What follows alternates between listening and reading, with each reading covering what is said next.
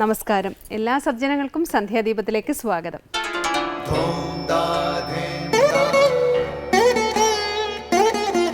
ശുഭം ഭവതു കല്യാണമായുസാരോഗ്യവർദ്ധനം സർവദുഃഖ വിനാശായ സന്ധ്യാദീപം നമോസ്തുതേ.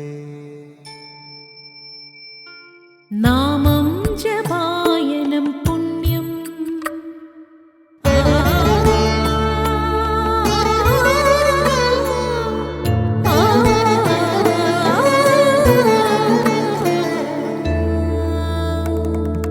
നാമം ജപായനം പുണ്യം നിരുപമദീപാങ്കുരം പോലെ സ്വരശ്രുതിലയവരമതുലം ദീവാങ്കണം മോക്ഷ സംഗീതസാരം നീളും വഴിത്താരയിൽ ജീവതാരം മന്ത്രാലാപം മായാവിൻ നിൻ പ്രസാദം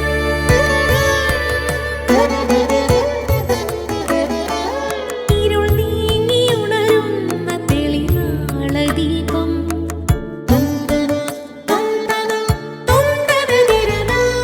ഇരുൾ നീങ്ങിയുണരുന്ന തെളിനാളദീപം പ്രണവാമൃതം ചൊരിയുന്ന ദീപം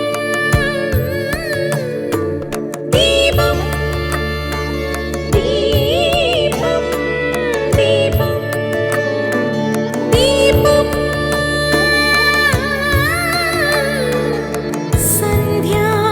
സന്ധ്യാദീപം. നാരദൻ തൻ്റെ ഭക്തിസൂത്രത്തിൽ പറയുന്ന ഒരു വാക്യമുണ്ട്, സാത്വസ്മിൻ പരമപ്രേമരൂപ എന്ന്. ഭക്തി എന്നാൽ ഇവനിലുള്ള പരമപ്രേമമാകുന്നു എന്നാണ് ആ വാക്യത്തിൻ്റെ അർത്ഥം. ഭക്തി സ്വരൂപത്തെ പൂർണ്ണമായി വെളിവാക്കുന്ന ഈ ഒരു സൂത്രത്തിൽ അസ്മിൻ എന്നും പരമപ്രേമരൂപ എന്നുമുള്ള പദങ്ങൾ പ്രത്യേകം ശ്രദ്ധിക്കേണ്ടതാണ്. സ തസ്മിൻ പരമപ്രേമരൂപ എന്ന് പറയാൻ എളുപ്പമായിരുന്നു. എന്നാൽ നാരദ മഹർഷി പറഞ്ഞതാകട്ടെ സ ത്വസ്മിൻ പരമപ്രേമരൂപ എന്നാണ്. തസ്മിൻ എന്ന പദത്തിനർത്ഥം അവനിൽ എന്നാണ്. അസ്മിൻ എന്നതിന് ഇവനിൽ എന്നും അർത്ഥം. ഭക്തി അവനിലുള്ള പ്രേമമല്ല, മറിച്ച് ഇവനിലുള്ള പ്രേമമാണ്. ദേശം കൊണ്ടോ കാലം കൊണ്ടോ അകലം കൊണ്ടോ ആളെ മനസ്സിലാക്കാൻ നമ്മൾ അവൻ എന്ന് പറയും. എന്നാൽ നമ്മിൽ നിന്ന് അകലെയല്ലാത്തവനെ മനസ്സിലാക്കാൻ ഇവൻ എന്നും പറയും. ഈശ്വരൻ നമ്മിൽ നിന്ന് വളരെ അകലെ ഏതോ ലോകത്ത് വസിക്കുന്ന എല്ലാത്തിൻ്റെയും അധികാരിയല്ല. അങ്ങനെയുള്ള ഈശ്വരനോടുള്ള ഭയം ഭക്തിയാകുകയുമില്ല. ഭക്തിയിൽ ഈശ്വരനെ അവൻ എന്നല്ല കാണേണ്ടത്, മറിച്ച് ഇവൻ എന്നാണ്. അതായത് സർവദാ തന്നോട് ചേർന്ന് സർവകാര്യത്തിലും തന്നെ നിയന്ത്രിക്കുന്നവനാണ് ഈശ്വരൻ. താൻ ചെയ്യുന്ന സർവവും കാണുന്നവനും തന്നോട് ഏറ്റവും അടുത്തിരിക്കുന്നവനുമാണ് ഈശ്വരൻ. ഇങ്ങനെയാണ് ഒരു ഭക്തൻ ഈശ്വരനെ കാണുന്നത്. തുടർന്ന് ഗുരുവചനം കേൾക്കാം. വേദന വന്നു ചേരുന്നതാണ്, പക്ഷേ കഷ്ടപ്പാടുകൾ നമ്മുടെ തിരഞ്ഞെടുപ്പാണ്. ശ്രീബുദ്ധൻ. അടുത്തതായി ശ്രീ കാവാലം ശ്രീകുമാർ ശിവപഞ്ചാക്ഷര നക്ഷത്രമാലിക സ്തോത്രം ആലപിക്കുന്നത് കേൾക്കാം.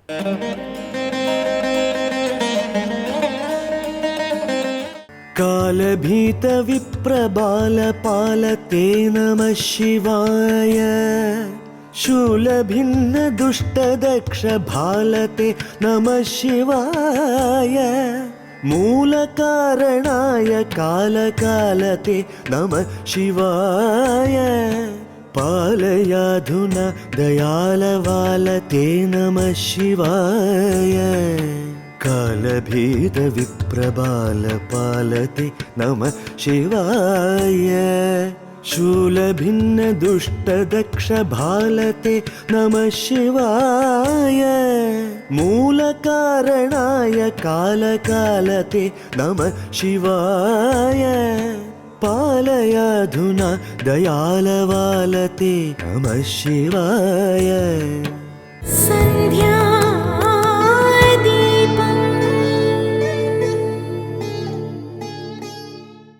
ഇനി ശ്രീ ശങ്കരാചാര്യരുടെ കൃതികളെ വ്യാഖ്യാനിക്കുന്ന ശങ്കര സ്തോത്രാമൃതമാണ്.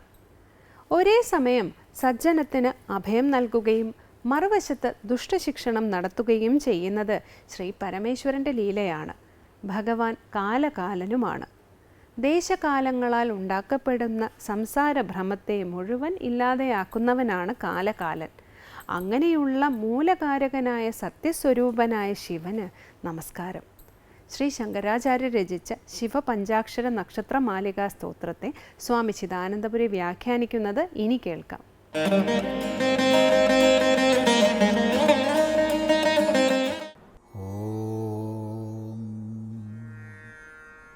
ഗുരുർബ്രഹ്മാ ഗുരുർവിഷ്ണു ഗുരുർദേവോ മഹേശ്വരഃ ഗുരു സാക്ഷാത് പരം ബ്രഹ്മ തസ്മൈ ശ്രീ ഗുരവേ നമഃ. ഓം സദാശിവസമാരംഭാം ശങ്കരാചാര്യമധ്യമാം അസ്മദാചാര്യപര്യന്താം വന്ദേ ഗുരുപരമ്പരാം.